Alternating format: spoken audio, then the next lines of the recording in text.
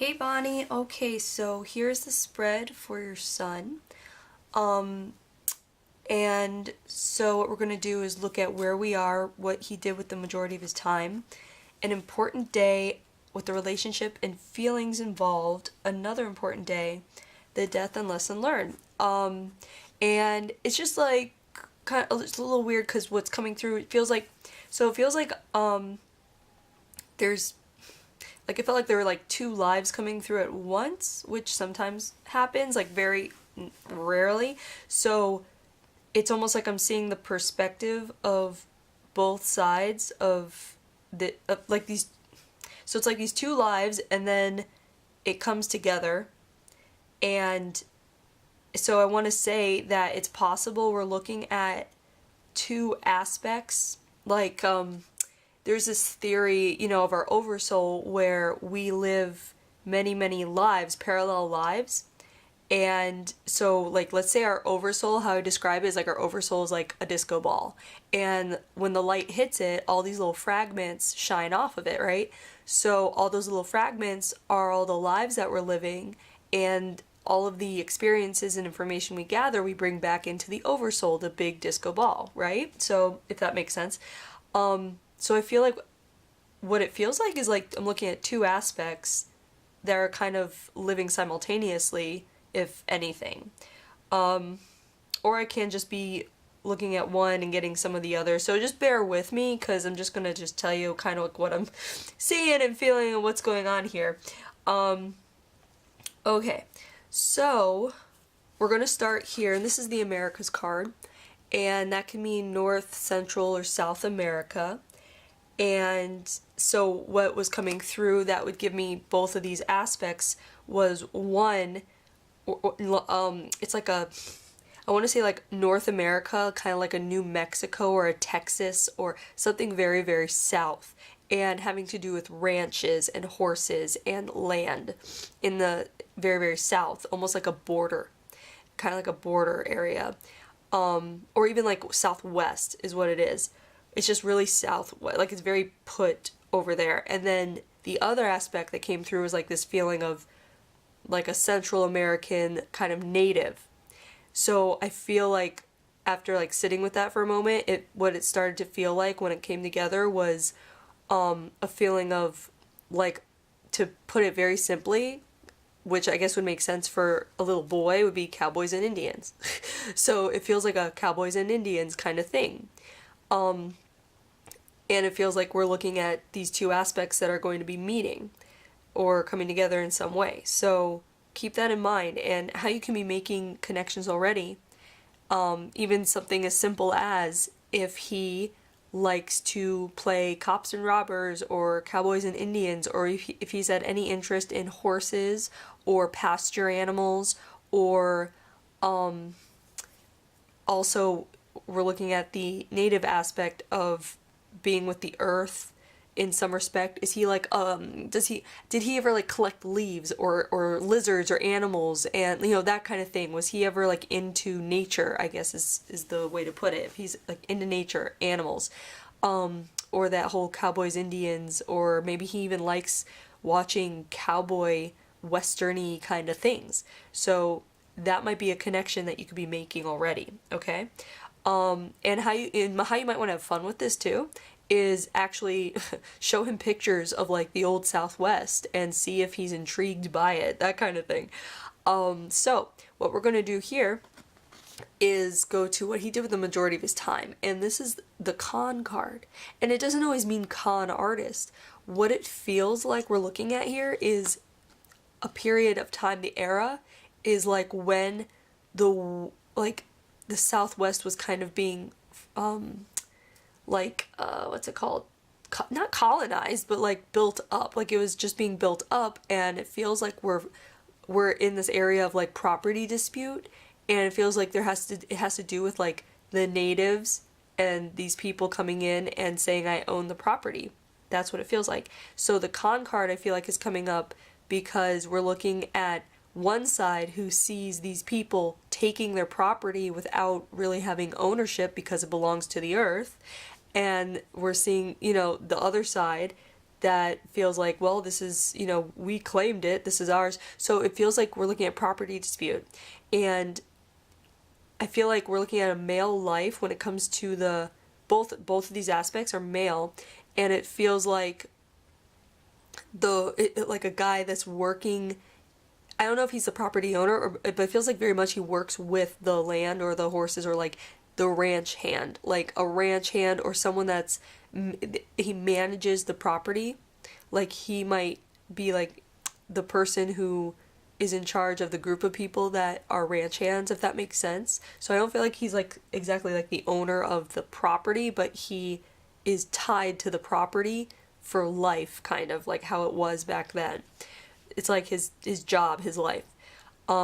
So how that can connect already is if you notice your son is possessive of his toys or his stuff or his space. If he's someone that likes space, like if he might be someone that designates his space around him, or if he's someone that like builds forts and you can't come in. Just note anything having to do with possessiveness, territory, and space. Because it was such an issue here. I feel like it's just like this issue that's ongoing because there's a lot of conflict around it. Okay, so let's go to important day here. This first important day, here's the war card. And that can mean a few things. It doesn't have to mean like, country versus country. In this case, it feels like, again, this conflict. We're looking at these, I want to say cowboys. I'm just going to use the term cowboys, and I guess that's coming through so simply because we're looking at the life for a child's sake. So I want to say we'll designate him cowboy, and the others will be natives. So we're looking at the natives and the cowboys, so to speak, the ranch hand, whatever, the white people, clashing after many disputes. Like I feel like it grows. Like I feel like it starts small and then it escalates and escalates because neither side is getting what they want, because the cowboy side just wants like to run the land and have peace in a sense, like not be bothered, and then the natives are seeing the land being taken, like possessed, so it's not right. And it's not that it's their land, they don't feel like it's their land, but they feel like it should be no one's land. So there's this conflict keeps escalating, and I feel like it grows into a violent kind of thing. How this might connect to your son would be if he's someone that holds in how he feels for a while until it bursts into a tantrum, that kind of thing. So I know it's a little metaphorical, but that's the kind of connection that could be made. On the other hand, he could be someone that absolutely hates and despises conflict in any way. Like, your son might be a complete people pleaser or just want to, like, just be lovey-lovey because of the conflict that went on here. So it can go either way. Keep that in mind. Now, the relationship card here is we have friends, and then the horror card. And I feel like what's happening is we're seeing, over time, accidents happen, but it's like kind of like not an accident. It's like meant to give a sign to the people that you're not welcome here. So it's almost like the natives it's almost like they either maim or like they kill the people on the property, not in like one big like rush, but just like here and there. It's like they set traps, or they just make life really, really hard, where it's almost like maybe not kill, but it feels like people get severely injured because of certain like laid traps on the land. So how this can connect to your son could be if he has a personality that's rather cautious, if he's paranoid or cautious about certain things, and it could be something like, I don't know, like it could be even something like he's really cautious about new things, new endeavors, going into new places, traveling. He could just be very like, not like he wouldn't be a bad traveler, but like a very, like, I guess cautious, or just like curious, or like, what's that? Why is that there? Da da da. Like maybe someone that would want to know everything about a situation before going into it. So we're looking at someone who's becoming, in this life, very cautious and paranoid. So if the paranoia hasn't carried over into this life, then it would be the opposite. He would be someone that's just like, basically he's chosen you as a family to get over the paranoia on a soul level, which would make him someone that's like, blah, let's go, let's run into the wild and jump into the pool and be crazy, like where he's chosen you as like a safety family to be able to express freedom in that sense without having the paranoia, in order to help his soul get over the paranoia, you see? So it can go either way. So look for those kinds of things as well. Now, the next important day here. So here we have a trauma card. And I feel like this day is like a big, like just a big old, like, hit over the face, because I feel like the relationship involved is a child. And I feel like we're looking at a child's injury, and the injury was meant to happen, but the fact that it was a child is not meant to happen. And it's interesting because I can't tell which side the child is from, whether it's the natives or the cowboy side. I'm just trying to feel it out a little bit, because it feels like there's regret, like there's a lot of like this is a sadness card, and I feel like we're looking at like a child being killed, whereas if it was an adult, they would simply be very injured. And I feel like, okay, so as I'm talking, it feels like we're looking at, it looks like this person is the cowboy person, and it feels like it's almost like he takes a shot, or someone with him takes a shot, like from a rifle or something like that, and it hits a child that's a native child. And it was almost like the child was there to like just to like tease, what's coming to mind are the images of what's happening in Israel, like where it's Israel and Palestine, and how Palestinian children are merely throwing rocks just to be like, take that, blah. And the other side like will like arrest them and kill, and like just take it way too extremely. That's what it feels like is here. It was like a native child that was just like, take that, blah. And then they responded way too dramatically, and I feel like it ended up killing the child.